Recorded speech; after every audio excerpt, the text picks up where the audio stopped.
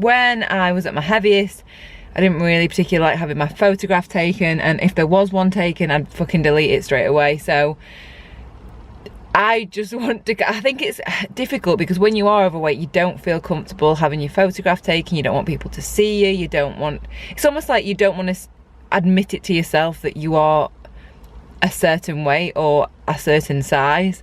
I think that's what it was for me. And the problem with that though is you have just got this mental image of what you look like in your head, and you can never see your progress from that if you've never had any photographs. You always think that you are a certain way or look a certain size, or, and as hard as it is to have photographs of yourself that you don't like, keep them, because now I kick myself that I've not got more photographs. And this was all, this was reminded by me from one photograph that came up, and you know, like the Facebook, is it like Time Hop or something? It just keep throwing pictures up of like years ago, and one came up.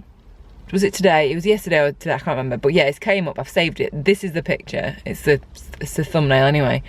But the picture of me was the first year of Thailand, of the fruit festival, the bike festival, in 2013, and there were so many pictures I've just deleted, or I just didn't let people tag me in them on Facebook, so I didn't know that they existed. I just didn't want to know, and I just look so different on it. Like, I know people will say, yeah, you do look different, but I don't think I felt that I did look that different in my head, and I think that's really difficult because, like, you know, like the fat pictures that you've probably all seen, the one that Freely Made Me Fat video, that photograph, there were about 6 of them that day, and I deleted every single one of them apart from that one, because, believe it or not, I thought, yeah, I look alright, that's probably the best one out of a bad bunch. So the other ones I looked even fucking worse on.